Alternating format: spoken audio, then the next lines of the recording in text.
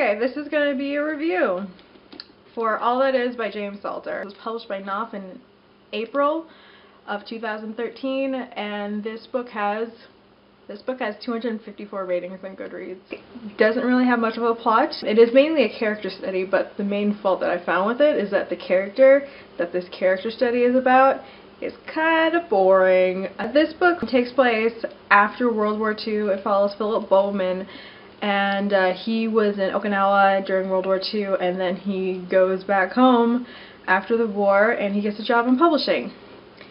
And then it goes on with his life. And that's all that is, pretty much. Every time I was thinking of describing the book, I kept using all that is, and it wasn't even trying to be a pun.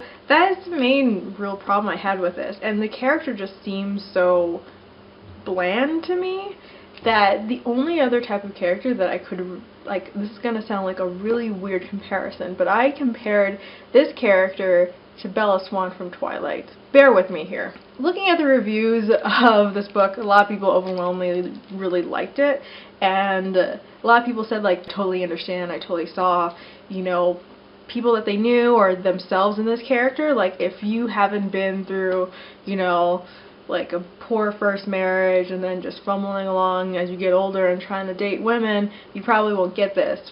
I guess it's supposed to be geared towards older people.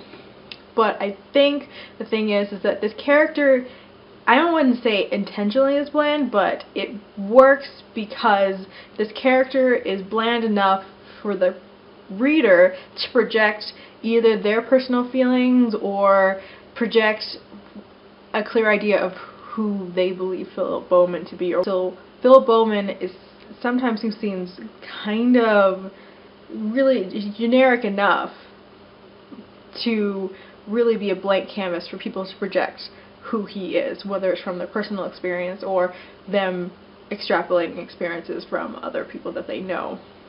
And I think that's the same with Bella Swan. I think Bella Swan is, I think she was kind of intentionally written bland so that the teenage reader can project themselves onto her, and so where she seemed very flat and really oh, she doesn't do anything, the reader can project more complexity and emotion into that very blank character, to make Bella Swan seem a lot more, and in that way the character is even more individualized by making her bland. So since I personally haven't been through a divorce to and a poorly planned marriage, and I am not an aging publisher, I don't think this book really spoke to me, and I had no personal experiences or people in my life that I could project onto this character, so this character ended up appearing to me to be very bland and not very strong to me. This is the thing that I have a problem with characters that are just written really bland. They just don't ever really land with me. I think I expect for the author to take the initiative to make them richer on paper so that a person doesn't need to have an inherent relation to the topic to understand the topic. I can read books with people completely different from me, but because the character's written so well, I don't need to be a 45, mother of three to understand that 45 mother of three character. Also, another thing with the characters is that it seemed there's a kind of tinge of misogyny that I felt with it. This guy, he was raised in that environment where, things back then they never would necessarily think of it as sexist, but today we're kind of really examining all of those cultural standbys and those concepts that it's that's kind of detrimental to think of things that way.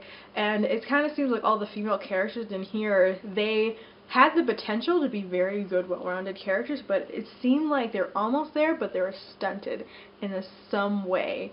And some of the sentiments in here just kind of seem really off.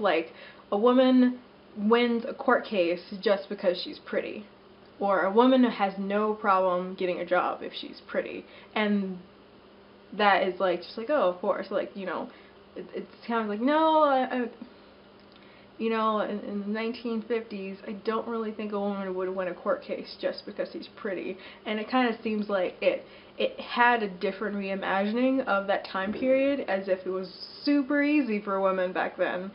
And I don't think it was, so I kind of felt that the time period and when dealing with women, it was kind of ingenuine. And also I realized reading this book that this book will totally fail the Bechdel test.